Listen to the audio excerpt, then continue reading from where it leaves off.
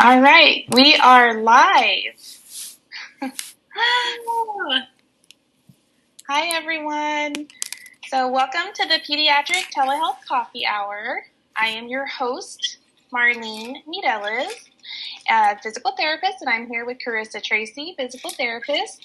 And I've seen on a lot of different groups and even our own group where people post expressing a need to want to expand their toolbox when they have patients that have meltdowns at every visit. They won't stay in one place. They're not following the therapist's cues or the caregiver's cues, and you don't feel like you're getting a good quality session. So if you've ever felt that way, then you're in the right place, because Carissa has tons of experience, and she's going to share some strategies with us today. So she's going to share how to address the wiggles, the quirks, and the sensory meltdowns with children diagnosed with sensory processing disorder, SPD. And these tactics can be applied not just to children with SPD, but other children with a wide variety of behavioral or sensory needs. So thank you so much, Carissa, for being here today and sharing what you've learned and what you have found helpful. I'd like to start with you just telling us a little bit about your background and how do you have this experience? Like, how did you develop this, and what caused your interest in learning more about this? Well, thank you for having me, Marlene. This is really near and dear to my heart. You guys will see as I give some examples tonight that I have the professional side, but I'm also a mom of a child with some of the things that Marlene just mentioned. And so I've kind of seen it through both lenses simultaneously. So I really hope tonight is helpful. I started with a love of this because my mom is a special educator of 38 years, special education teacher. She specialized in autism and behavior. And so I grew up, under her little umbrella, and she just taught me a lot just through her example. From there, volunteered in high school with Special Olympics, went on to become a physical therapist for kids. And then, once I was a PT, I also worked at Kinetic Kids, which is a nonprofit for adaptive, recreational, all kinds of cool stuff. And then so just serving clinically, but also in, kind of the adaptive lane. And then God, blessed us and saw it through the mom lens. So I have a lot of interest in it through the years. That's awesome. So I know your son been diagnosed with sensory processing disorder, SCD, yes, right, and ADHD?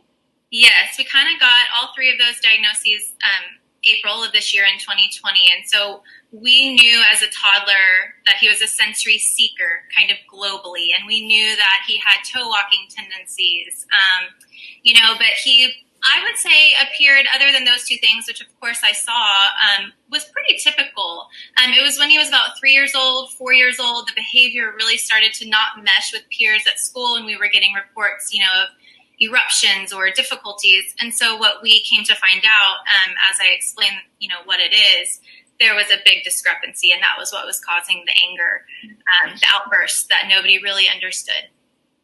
And I feel like SCD, if I Google it, the first thing that comes up is specific carbohydrate diet. So it doesn't seem like since there's a lot of information online about it. So can you tell us what SCD stands for and a little bit more about that?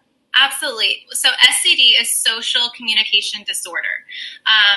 It's a fairly new diagnosis. When I was looking to see who could help me kind of figure out the missing puzzle pieces, I went to a developmental pediatrician, which I recommend these families to go if they have any kind of inkling that something is going on. You want to go past the typical pediatrician and you want to seek out a developmental behavioral pediatrician. They have 3 more years, a special residency that's focusing on atypical and typical development, and they're the ones who can really tease out diagnostically what's going on. So I knew that he needed to get in front of someone like that, and that's where we received that information. So social communication disorder, they have difficulty with nonverbal and verbal. So it's basically a very quirky social type of skill set. And for my son, his intellect is very high. but his social and emotional regulation skills are very low. And so what we saw was this kind of discrepancy. And that's where you're going to see things that when we talked about, is it close to autism, the developmental pediatrician explained it to me as sort of a cousin to autism. It is not the same thing. They said, in fact, you can't be diagnosed with both simultaneously. But the big discrepancy, separating the two is he asked about, does he have very high repetitive movements, that children with autism typically have, and he doesn't. He can kind of pivot situations. But his main thing was the big discrepancy between intellect and vocabulary going well, but not understanding a very simple nonverbal, like that person doesn't want to talk to you or that person is done hugging you. Those are things that he misses. And that was my next question too, which I feel like you already answered. Like, I know some things can overlap, like with autism and sensory needs and behavioral needs, but I think you answered that very nicely to kind of see where that discrepancy lies. To share with you guys, Marlene, I'll have to send it over to you. Maybe you can put it in the link after, but there's a webinar that I share with both colleagues and then also parents. And the whole webinar, it's about an hour and a half, but it's only between autism and SCD. And the presenter goes back and forth in situations and for specifics. And it might be really helpful because as I watched it as a mom, I was like, oh, yep, he's that one. Oh, yep, he's that one. And it really did separate it nicely. So I can share that with you. Yeah, that would be awesome I think even I'm recording it now, and I'll also post this video in another group that I'm in, and I'd love to share that link also. Absolutely. So what strategies did you learn from watching your mom and working with your own son that has carried over to working with your patients? So I would say our go-to, so in our house, we've got a couple languages. One is English that we speak, but we also joke that we have all these other languages that we have to use because we have to come alongside him. So one of them, I don't know if you've ever heard of SAMA 1. A lot of teachers, administrative in the school district, they can be trained on it. But it's basically a de-escalation technique and strategy, and that is used at our house daily, hourly, all the time. Kind of what it starts with is, let's say the child is throwing a pillow across the room and they're mad. So you acknowledge the behavior. You would say something like, I see you throwing that pillow. It looks like you're mad. So you state the behavior and you acknowledge what you think the feeling is, because you're trying to bridge that gap of being able to communicate. Why are you throwing that pillow? So when you say, I see you throwing the pillow, it looks like you're mad, usually the child will either grunt or they might say, I know I'm mad, or whatever they say. And then any clue they give you, you go forward. And so the next step would be, what do you want? So you're trying to tease out the motivator. You know they're mad. You know they threw the pillow.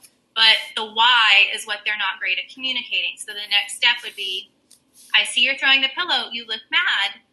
And then if they respond, then you go back and say, what do you want? Now, if they say, I want to watch the cartoon, then that's where you gain their compliance. And then you would say, okay, you want to watch the cartoon? And then I usually would give a choice. Because again, I'm trying to keep him in the conversation. I don't want him to shut down. So I might say, oh, okay, you want to watch your cartoon. Do you want to watch this or this? And then eventually, as soon as you can figure out why they're mad, they're mad because they want to watch blank show. The last step is building compliance to pick up the pillows before the show. So then I kind of go to the first pick up pillows, and then we'll do the show, and you kind of connect the dot. Okay, first pillows, then show. And then you kind of go SAMA 1 into the first then technique. Okay, good. And what about when a child isn't talking yet and they can't respond to you? Yeah, then I just go for verbal. So visual. So some sort of visual schedule. I brought a lot of different visuals for you. I don't know if y'all can see this one. This, for example, is his check-in at school. Oh, nice. So he's doing remote learning, and just the concept of getting on the computer has this many steps. And so he will go through with a dry erase marker, and he will check off, each one. Another thing you might use is something like this that has Velcro. So this is the zones of regulation. I'm not sure if you're familiar, but this is another language in our household, zones of regulation. And so between my husband and I, we can quickly say, hey, he's kind of yellow. We're working on blank. and then it like kind of catches up the other person of where we're at. And the zones are, show y'all a screenshot real quick. They're 4 colors basically. Okay. And so under each color, like red is the escalated version. So you guys can see out of control, yelling, mad, angry. We don't ever want to be in red, but if we are, we're probably going to really need to take some time to de-escalate.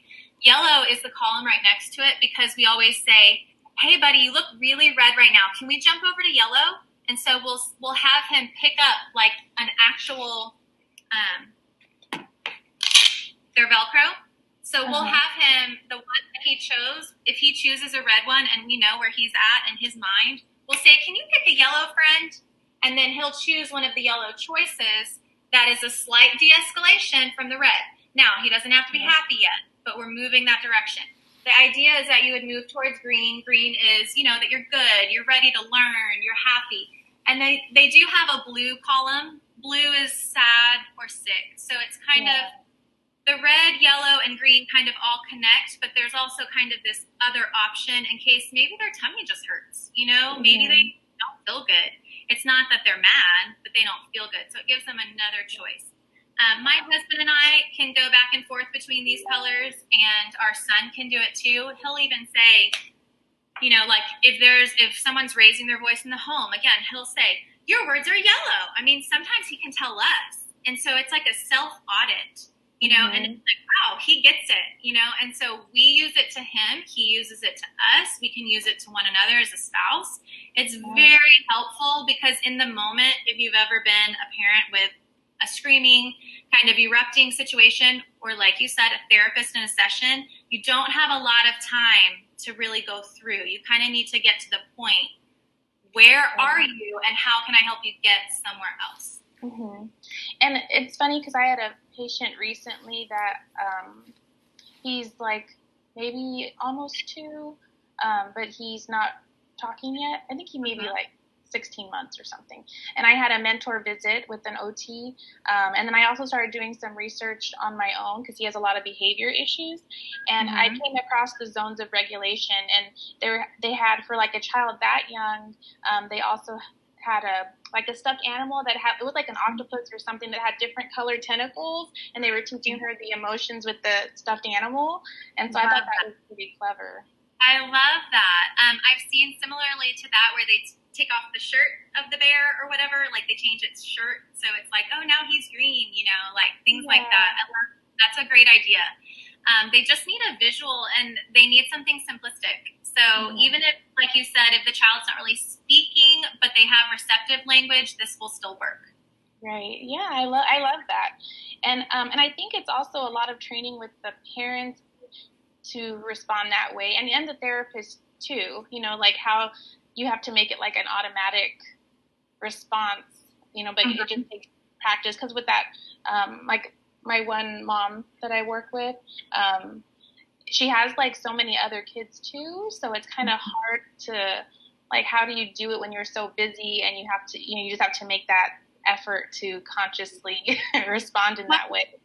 That's a great question too, but this folder was actually made by his school, so even the public schools are using this, which I thought was super helpful because we heard this language first from our occupational therapist in a clinic, but then it does translate even into their school setting, which I thought was great because if they're using the same thing at home as they are in clinic, as they are in school, that's wonderful. The other thing I was going to tell you is when they are just making choices in general, if parents do have a lot going on in that room, the occupational therapist that worked with my son was really good at separating out. You can use the colors even to describe different parts of you. So you could say like if they're like this, you can say, wow, buddy, your face looks kind of red. But let's say he says, I want the book. It's like, okay, well, your voice is a little bit yellow. Thank you. Can you go ahead and make your face green and your words green? I would really love to help you. And so you can even tease out their words versus their face versus their body. And that has helped because sometimes our son will de-escalate one of those pieces and he's still, you know, his face is still crossed. And so we'll say, ooh, buddy, I just want to see if you can make your face a little green so I can talk to you. I would love to talk to you. And so sometimes that helps them. They don't even realize, again, they're not good at the verbal and nonverbal. So they might be giving you a really negative cue, and in their mind, they're calm again, and they're missing components that you and I are very savvy with, and they're just missing that link. And so sometimes they'll give you pieces that don't match, even within themselves. So when you have a patient that needs this in their home and in their environment, do you share the zones of regulation, and how do you coach the parents to know how important their reactions impact their child? I actually relate it to a language, like kind of we were talking about, like we have languages. So I say, like, if your primary language is English, but someone starts talking to you in Chinese or Spanish, you're not going to understand. So we all need to get a unified language with colors and emotions. And so this is going to be a language, and I always tell them, you're going to be a bilingual family, because you're going to have your primary, and now you're going to have the zones of regulation. And it's just another way to communicate. And what they find usually when they incorporate it is it works better. And so of course then the buy-in is immediately there once you see the benefit. Have you ever struggled with the family that you give them this advice and they don't take it, and then how do you respond to let them know, like, no, really, this is going to change everything? Yeah, well, for me, it's a little easier because I have the personal component. I can say, hey, I've actually used this with my son. If that was not the case, I think I would lean more towards, did you know that when your child, when they are upset or when they're angry, a lot of parents internalize it that they're mad, that their child is mad at them. And so I kind of present it like your child is just a little bit lost. They're not mad. They're just a little bit lost. And so you are their map. And so I just explain it like that. You are their map. So whether you choose to help them with the zones or the sensory stations that I'm going to show you, or, whichever route you choose, the more that you take their life, which can seem overwhelming to them, and you give them a roadmap, the more you're going to help them. And usually when parents hear it will help their child, even if it's uncomfortable for them, they're at least willing to try it. And then usually whatever works, right? Like every family might not like the same thing, but once it works, I don't have to convince them to use it. And I liked how you said how some parents take it personal, like they think their child doesn't like them. But I think I took it personal. Yeah. I think a lot of times too, it's because that's the caregiver that they feel more comfortable with, so they don't have boundaries up. So if they feel that way, they're going to, they don't know how to express it, and it's going to come out more than if they're around like someone they don't see that often. Mm-hmm. So I think that's also I don't know if you've heard of the spoons theory. It's been around for a long time, but it usually gets paired with like people with lupus or cancer or kind of any kind of diagnosis where physically they can't make it through a day. And so the spoons theory talks about like you only have so many spoons, and once you use them, like you have to lay down and rest. And I've explained it to families too. Think of behavior when kiddos have sensory needs and they are maxed out, you're going to get the meltdown. So sometimes, they only have so many spoons through that day. So my husband and I always say, is this a potato thing? Like, is this a thing that doesn't matter, that we don't need to spend energy on right now? Like, does it really matter if he's wearing yellow socks or red right now? No, it does not matter. And we might need our son's energy later for a more important thing. And so we always, is this potato? I'm leaving it alone. Like, your battles, you cannot fight every little battle. Right. And I know a while back we talked about how you have different sensory stations in your home for your child, like, and it started during the pandemic, right? When you set up these stations. I was like,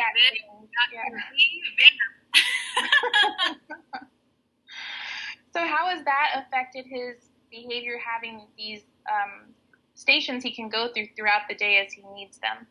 Oh my gosh, it's life-changing, Marlene. Like you said, like if I had a parent that wasn't on board with zones of regulation or another visual tool, I would push sensory stations so much, because sensory stations are more preventative.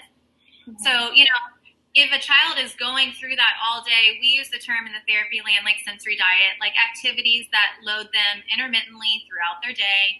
But sensory stations are like a sensory diet, but it's something that the child can go to themselves. So it's teaching the child to self-regulate within their own environment. I have a couple right here if y'all want to see. Yeah. This is right next to me. This is my son's hammock chair. Can y'all see that? Yes. So this, I posted as a link for a lot of people. It was $37. That's a good deal. A steal. It was at Walmart in the camping section. It actually holds 300 pounds. It's an adult hammock chair, but if you put it for a child, they can actually be like in a ball and it swings, and it's contained, but it doesn't close over the top, and it's also wipeable. Like, we've taken it to the beach. It's collapsible. That is about $37 you can possibly spend. Yeah. The brand is Ozark. And then the other sensory station, I'll take y'all right here, is his Sensory Swing. And yes, I bought one. You recommended it, and I bought one for my kid. Yeah. So his Sensory Swing, that particular one is just a mesh Sensory Swing. It's from the website sensoryscout.com, and they have a bunch of other sensory tools on that website. But for example, let's say he's getting yellow, because y'all know our colors now, our language. So yellow is kind of that silly, upset, or you're about to hurt yourself or someone else. So he could be really happy. It's just he's not safe. Mm-hmm. So like on the day of his birthday party, he was very yellow, like, mm-hmm. And so we would say, oh my gosh, buddy, your body is really yellow. Do you want to do the swing or the hammock? And you go straight into a choice, and they're both good choices, and you're okay with either, but you need to go somewhere. And so those are the two that he loves indoors. We also have, like, outside, we have a sand thing on the front porch. We have front trees in the front yard that he can climb. That's a lot of input when he hangs like monkey bars. Climbing is like loading, and then he'll hang and then jump off and then repeat. So you get that good climbing, hanging, jump, climbing, hanging, jump. That's great for him. In the backyard, we got a big old trampoline. Mm-hmm. Obviously a great station. We can say, hey, bud, do you want to go jump? He's like, yeah. And then go jump. Another station you can kind of think of when you go outside is having options to load. So like a standing scooter or a bike that you pedal, those kind of heavy work, push activities. And again, giving him a choice. If I'm like, whoo, he is bouncing off the walls, there's a quote out there that says, if they're bouncing off the walls, get out of the walls. So you need to go outside. Yeah. You need to go outside. And sometimes I'm like, whether I want to go outside right now or not is not the relevant question. You need to go outside. So just having those around, he can access any of them. And so how have you noticed a change in his behavior before, like, schooling at home and the pandemic from when he went to school? I drew you a visual, Marlene, because I think this is like, any parent, this will make sense to. Do y'all see the crazy zigzag and then the more calm? Yes. So like in a visual, that's what it does.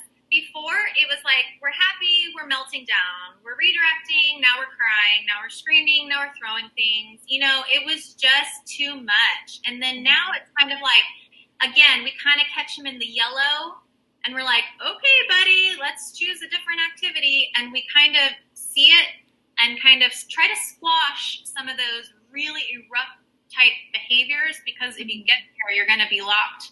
Yeah. You kind of get locked. Once you're in red, those are the hard ones. That's like 45 minutes to an hour, and he falls asleep after. I mean, those are really hard. We really have learned to avoid those by doing sensory stations and a sensory diet. So if you, and that was one of my questions too, let's say you're working with a patient and you see that they're in yellow and you want to avoid that meltdown, and maybe they don't want to do the activity that you want them to do, and you try changing the activity, and they're getting frustrated, what would you suggest at that moment to help avoid a sensory meltdown? Okay, so if they're kind of irritable and on the edge, I go to choices, because again, every choice I'm going to give is positive to my goal, but I need them to feel like they're in charge in those moments, because I don't want to stress them out further. I need them to feel like they're kind of leading, even though I'm clearly leading their choices. Mm-hmm. Another thing that the OT that worked with our son was very good at explaining is she talked about, look, if he's in red, you cannot add a single thing. You can't add like your disappointed facial expression. You can't add a light or a noise. You cannot add a demand. you cannot in that moment, because you don't like his behavior, say, fine, then I'm taking away your truck. I mean, you can't add another thing.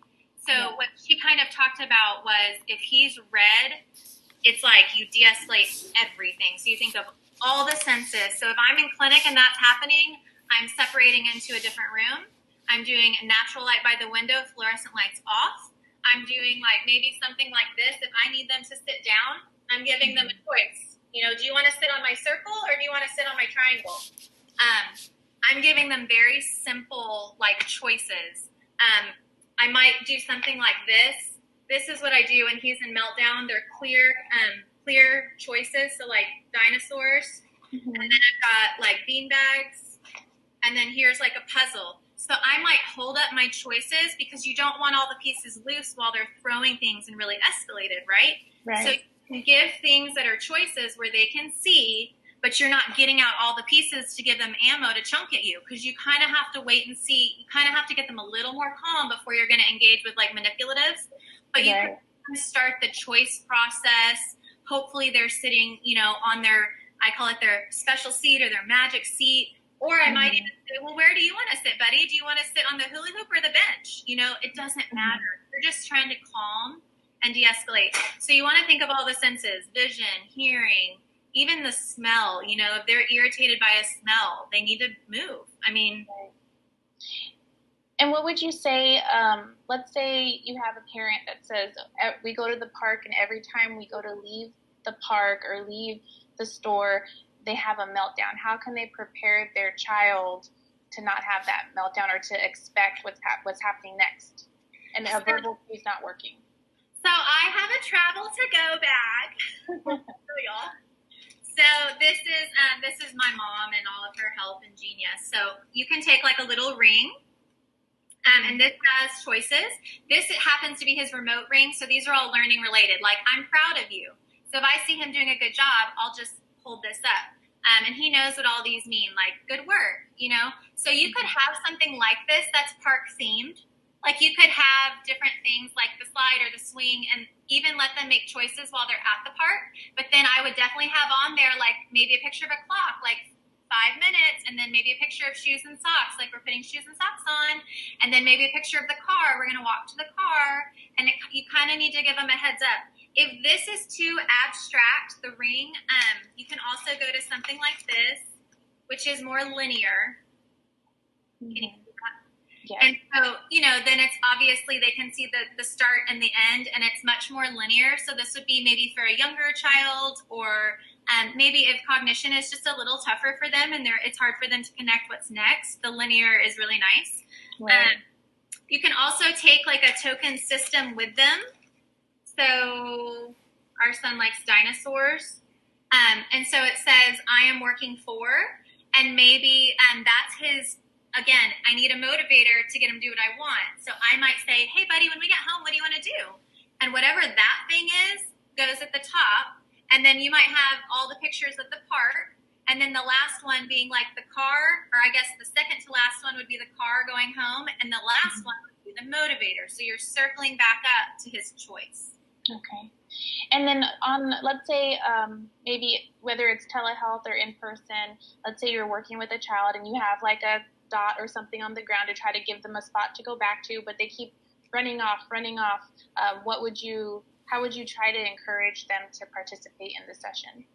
You might need to go to like a self-imaginative type thing that's a little bit more of a visual. So like if a dot is too small or a hula hoop's not doing it, looking around, like if the parent has like a box, like an actual box, like we all did that as a kid where you sit in it like a spaceship, you might need to have like a more obvious boundary, because again, they're not good at assumptions typically, and they're not good at things that you and I are like, oh, that's why you're doing that. Like, so we need you to sit on the spot because we need you to be in the camera, let's say, for telehealth. But they're taking in their whole environment. Like, why do I need to sit over there? My toy's over here, for example. So why do I need to be over there? So another thing I've tried is like stickers by the computer, or even putting a box and saying, let me see your face. If they have something that is motivating to them, like like a friend or a cartoon that they love, putting literally like Elsa from Frozen on the computer and say, oh, find Elsa. That's a good one. I'm right next to Elsa. Do you see me? Just something that directs them back, because they don't, again, the assumption of course I need to see you because I'm doing a telehealth visit is not at the forefront of their mind. Yeah, I like that idea, like putting a character that they like. And Olaf, very popular too. Yes, I love Olaf. Or even really, if you were really having trouble, if you have clothing that has those characters on it, I always have a good day when I'm in my Olaf scrubs. I really think that's like a thing. And so I know we talked about like a lot of these strategies, they're not just for SPD, they're for, anytime you have like behavior issues or sensory issues. So I know, so for your daughter, does she enjoy these same things that your son does? Does it help her when she's upset? It does. In fact, so my daughter is 2, almost 3. I had to use the same, like those techniques on her today more than with my son. My son is 6. But yeah, I'm like having to go with, I see you crying and throwing this toy. I see you banging on that wall. It looks like you're upset. And I go through the same thing with her. One thing my mom brought up, which I thought was super savvy, and one of her little pearls was, she said, with your son, he's really intelligent. You might have to keep the script, but not the exact verbiage. Whereas for a younger child, the exact verbiage is good. So like for my daughter, I would always say, I see you doing blank. It looks like you're blank. What do you want? But for him, if he starts to go, oh, she's doing that thing again, he might shut down immediately. So for him, I have to rephrase. So like, oh, you threw that pillow down. Oh gosh, you kind of look mad. What do you want to do next? Like I have to say the same thing, but change my words, if that makes sense, for an older kind of savvy kid, just so they don't shut down at the beginning. Right. But I would say with siblings, you have to remember they're going to copy whether it's good or bad. That's parent behavior, sibling behavior. I will say in our house, I think it's hard because our son, being the older one with these difficulties, is the role model for our younger one. Versus if I had an older sibling, I would have them peer model all day long. So for those families out there, if they have a typical child who is older than the child that is having these social difficulties, that is just hugely, hugely helpful. Like, oh, look, so-and-so's by the door with his shoes on. Oh, good job, so-and-so. And then you kind of have that leadership in the peer group. Right. And I think it's important, too, for parents to realize the way that they cope in situations and the way that they react to how their kids are reacting, or even their siblings. That's going to help either, if it's in a good way, it's going to help their child's social, emotional well-being. But if they respond angry and mad all the time and they don't try to use some of these techniques or, give like their emotions names and, then I think my problem has been trying to explain to parents and get them to understand how they also need to work on themselves and like their responses. And even with my kids, I'm homeschooling both of them, so I'll be working with one and the other one's there like, mom, like, hey, mom, and I'm just like, hold on just a minute, and then I get like sensory overload and I'm like, yes. Yes.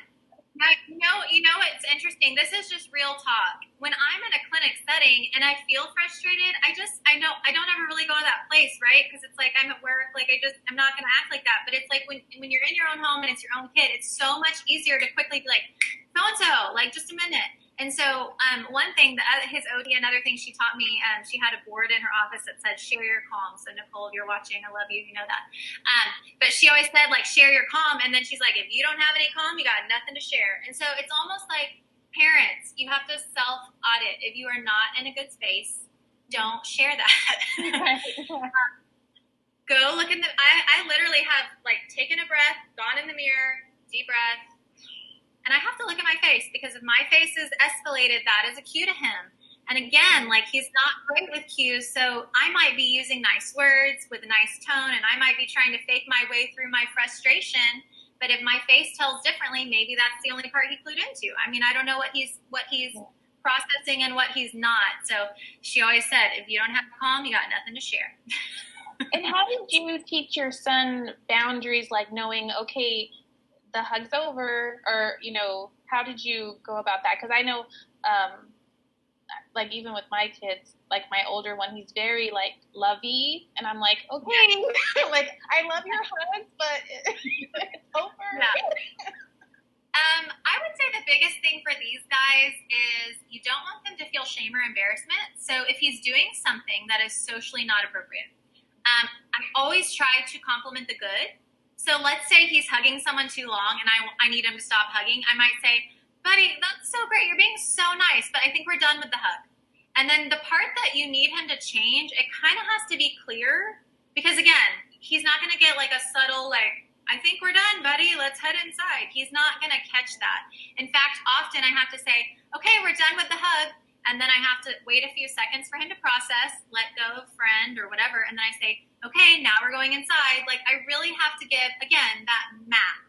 What is my roadmap? What do you want me to do in the next 5 seconds, in the next 30 seconds, in the next 10 minutes? And if it's too far of a distance where you don't feel like they're connecting what they're supposed to be doing, then you might need to shorten it to the activity you're on and what's next, and that's it. You might need to stay right with them and really keep them on the map to the next thing. Mm-hmm. And do you use social stories? Yes, my mom writes them, so that's a bonus. Yes, and we use the phrasing a lot about friends because a lot of children with autism or social communication disorder, they have difficulty with their peer group, you know, because something about the way they communicate, my son specifically, he will interrupt often. He will hog a conversation, like monologue style versus conversation. And then what's also interesting is, let's say you told me, you walked up to me and said, my dog died yesterday. He'll just be like, hey, have you seen a gecko lizard? I mean, it's like he forgets to acknowledge, oh my gosh, I'm so sorry. Mm-hmm. You know, and then he'll kind of go to a topic, let's say, that's cheerful, like he likes looking for lizards, and so he'll just kind of jump. And so obviously a peer, even though, you know, they're still first graders too, they're more developed in that area, and so they'll kind of be like offended, or, you know, they're less likely to go and talk to him the next time. And so my fear as a mom is always kind of like really working on those social skills with peers, because it is hard for them to bond because they don't acknowledge others very well or without cueing. And so, you know, I try to compliment his good, and then I try to give him a really quick thing that's next that won't shame or embarrass him. So I wouldn't want to say something like, buddy, that's enough. Friends don't like when you hug like that. Or that's too long. Let go. You know, nothing like negative. You might just be like, great job telling them hi, but we're done. You know, Let's go. So it's hard. You know, they do look a little bit different in social situations. So they don't always know they're the awkward one, you know, and so you're just trying to kind of, again, the roadmap. What do I need them to do? Give them something super simple that they understand in the moment that won't embarrass them. Right. That makes sense. And a Facebook user, because I can't see the names, but someone put, love that, share your calm. If you're not calm, you got nothing to share. So they were saying like, tell me, I love that. I'm telling y'all from experience, it will go to red with everyone in the room. Everybody will not be in a good place. It will not end well. Yeah, it's true. It's true. So even like as a parent in your home, you need to follow that rule, because then your child may get upset. The other child's going to get upset. Or your child, like my child will say, Mommy, your words are blank, or Mommy, why is your face yellow?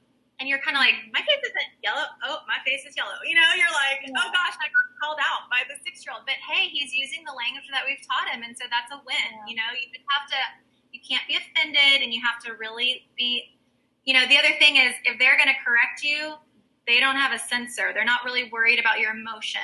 So, you know, they'll just tell you. And so in that moment, if you're already upset and then they say something that upsets you, you're less likely to be able to lead them on any kind of roadmap anywhere. So you really have to reel it in and make sure you're ready. Yeah. Yeah, I know my youngest the other day, he's like, Mom, your face looks stressed out. And I said, this is just my face. Just the way I look. You know, what I would tell people, though, if they feel that way, and this is another real talk moment, I will go, like, our kitchen is behind kind of this wall, take a minute, just do that. I mean, it's okay. It's when you think about the impact on your child, I think you and I had talked about this. When you think about the impact on your child, if you take 5 minutes and then come in and do like the techniques and the language and, you know, offer the sensory station choice and like you come in with kind of a game plan that's going to work, they won't even really remember that they got mad. We hold on to it much longer because, you know, in our brains, oh my gosh, that was stressful. But really for them, if you lead them to the solution, which is which sensory station do you want next, they've kind of moved on. I mean, it doesn't really stay with them as long. And so, but if I came around that corner blazing and I am not calm and I am not giving a good choice, you know, you start to be an unsafe person for that child and they start to see you coming and they're defensive and, you know, that can have a long impact. And you're really going to be up against a pattern that you kind of have to gain their trust again. And so you really have to work hard just to get back on track for them to trust. And I think like this has been a great conversation because we're talking about us as being moms, but I think it's also giving us like verbiage on how to help your patient's parents understand the strategies that we're talking about and how to share with them in a way that they understand, you know, why it's so important, how their reactions to their child's actions and other people's actions around them can affect their child. One thing I also wanted to add that I had advice from another therapist when I was working with a family and I was trying to help a mom like work on her responses to her child.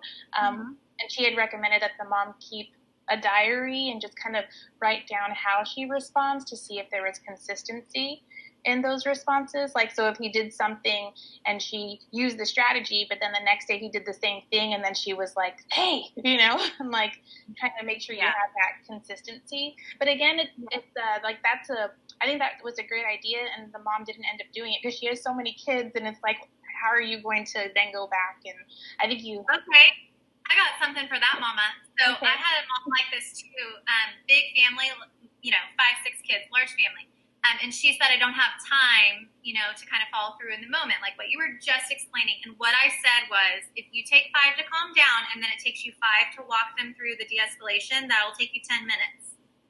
But if you go in there red and you did not de-escalate the situation, so remember, like, the lights, the noise, whatever, like just pulling that child, you know, to a little bit quieter space, all that, you're going to be in the loop for 45.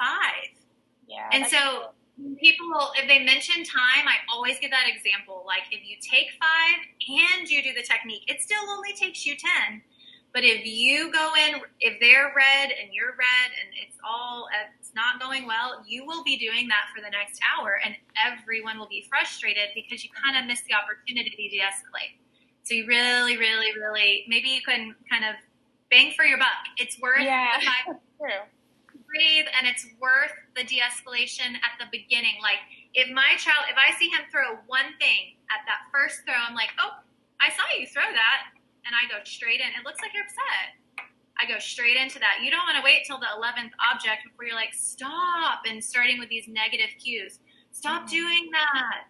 Stop doing that. Sit down. The other mistakes I see from parents is sit down, calm down, stop. They actually need heavy work, which is pulling, pushing, hanging, or like swings. They need like vestibular movement input. So these types of children on the autism spectrum or sensory processing disorder or social communication, because they're angry from that discrepancy we talked about earlier, they all need to de-escalate and they need movement typically. So for us as parents to be like, sit down and be quiet, it's not going to work. Right. And I know I've seen people use like a breathing technique using like the child's fingers and like breathe in, breathe out, breathe in, breathe out. Would that be when they're in the yellow?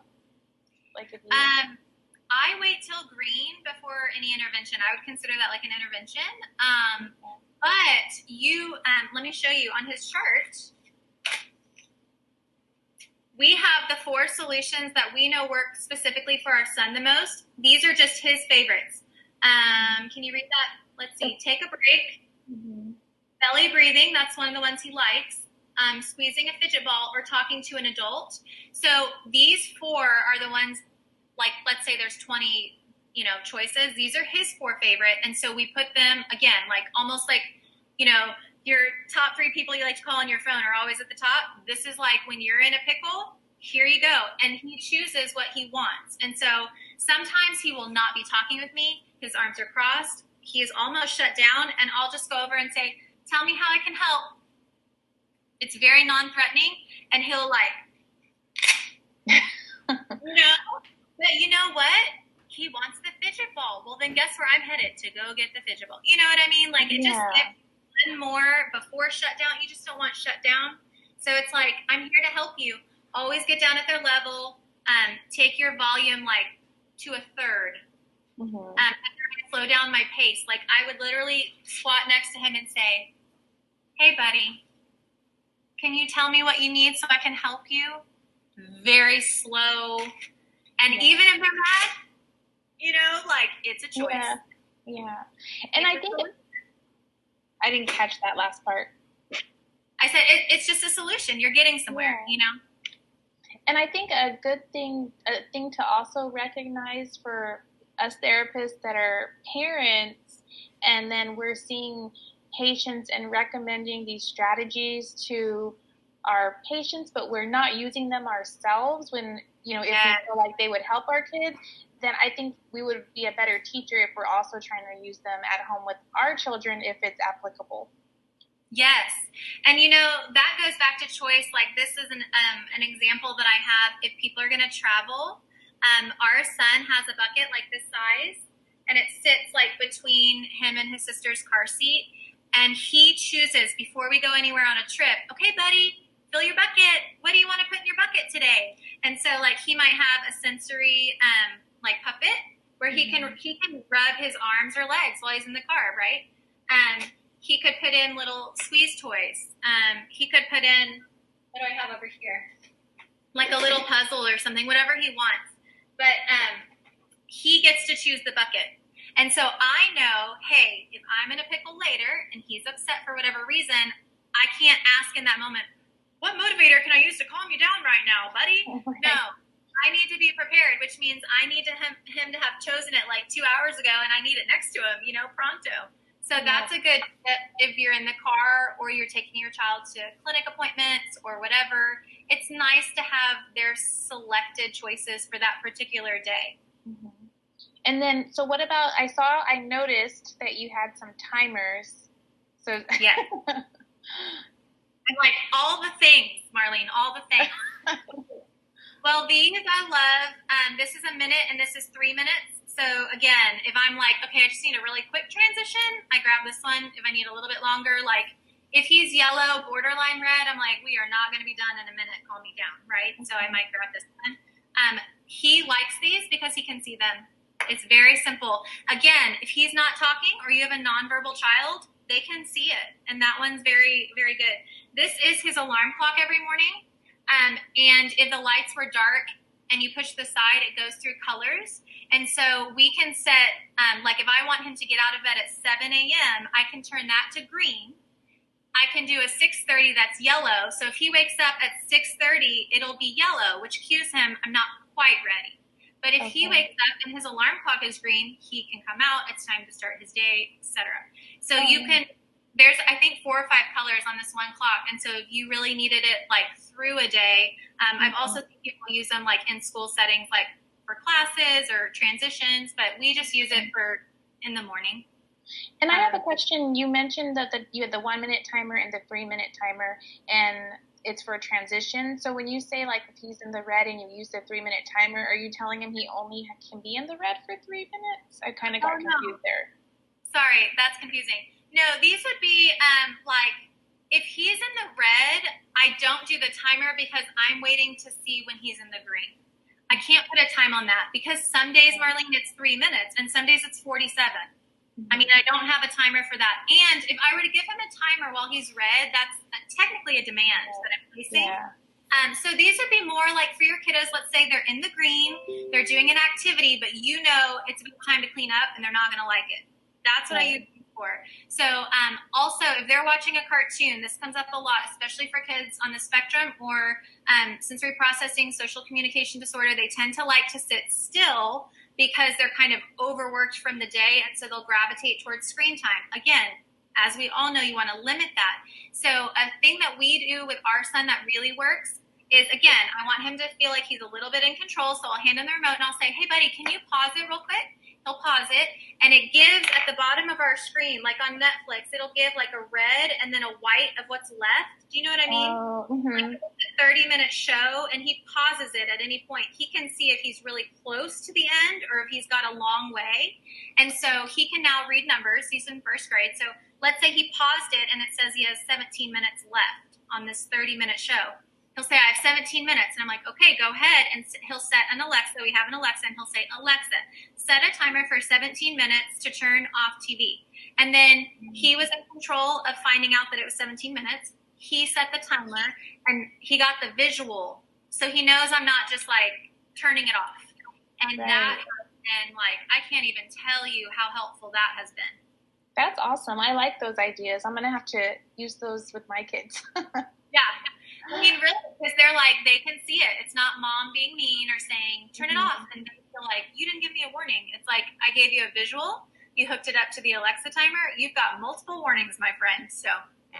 And I feel like on my screen, it shows us it's frozen. Are we frozen on yours? Your face I can hear you perfectly, though. I'm moving, but your face is frozen. Okay. You can hear me though, right? I can hear you. Oh, there you go. Okay, good. We're both frozen on my end, but okay. So, is there anything? So, I know that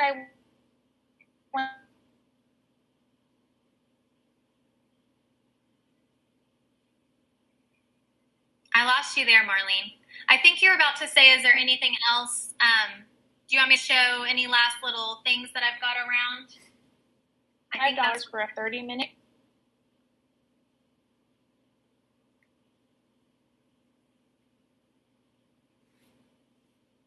Are you there, Marlene? I don't know if it's still recording. I'm going to show the last couple of things I had. I think that's what you were wanting me to do. Just wanted to throw out some other things that could help you guys. A weighted blanket is good for calming. They also make compression sheets, which are kind of like a Lycra material that will go over a twin mattress to kind of give them a hug at night when it's time to settle. Our son benefited from both of those, compression sheets and weighted blankets. Really would recommend like a stool like this, like a collapsible stool under their feet, like in their car seat, when they're forward facing and their feet are dangling.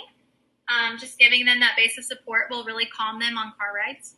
And then another tip that Marlene and I were kind of talking about with transitions would be choosing toys that have like a closed container so that they know there's a visual to open and a visual to close. I just lost Marlene, but I'm assuming she's going to refresh and join us again. But this is a trick for children with autism or social communication disorder or sensory processing disorder. If they're having trouble knowing that the activity is starting and ending, you open it up, you've got the pieces, and then you're cleaning up the game, and then you close it up, and then you're done. It's very like concrete as far as that game is over now because we put all the pieces in the bucket. So I really like container type storing for games. Here's another example. All the pieces, and they get to independently clean up, close their suitcase, and I say, okay, let's close our suitcase. We're all done. And so when they hear the click, they're done. So that's another super helpful thing. Shoes. Marlene and I didn't get to this question, but if you do have a child with sensory processing disorder or autism, they most likely might have a toe walking tendency. Me as a pediatric PT, our son did have that tendency as a young walker, and so we had him in high tops his whole life, also still now. And he never needed orthotics, and I worked on a lot of stuff so that his toe walking never progressed into his actual gait, but he definitely had those tendencies. But high tops, I definitely recommend if you see any toe walking tendencies. I'm hoping that Marlene will come back and join us. I feel like we lost her. Hopefully she's heading back my direction. I guess I'll wait one more minute to see if she comes back on. I can look through my notes and see if there's any other resources that I wanted to share with you guys today.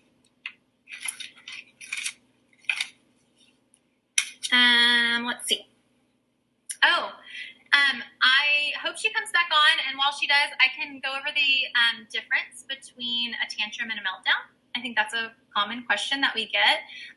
Biggest difference is if a child is having a tantrum, there is something they want, a goal, and they're doing it for attention to get that thing, right? So if the kid wants this ball, they are going to cry, kick, and scream until they get this ball. If a child has a sensory meltdown, you could say, okay, here, you can have the ball, and it's not going to change the outcome. A sensory meltdown is when they're in an atypical neurological state where they are maxed out and cannot process more input coming in. And so we all know if you're a parent and this kid is throwing a tantrum and you finally give in, which you're not supposed to do, but I'm just saying, theoretically, if you gave them the thing, they can just dry up the tears and they're fine. Well, that was a tantrum. They were just manipulating the situation. Whereas if a child has a sensory meltdown and you give them whatever object, that's not what will fix the sensory meltdown. They need to, like we've been talking about all night, de-escalate. They need to have a roadmap of how to calm down. They need to have the caregiver really sharing their calm. They need to have an environmental change that is de-escalated. Lights down. Speed of the adult talking slower. They need to have maybe some visual choices held up. Don't place a demand on them in those moments. Don't make anything harder for them in those moments. Don't go into a big discipline thing in those moments. My son, I can speak to that.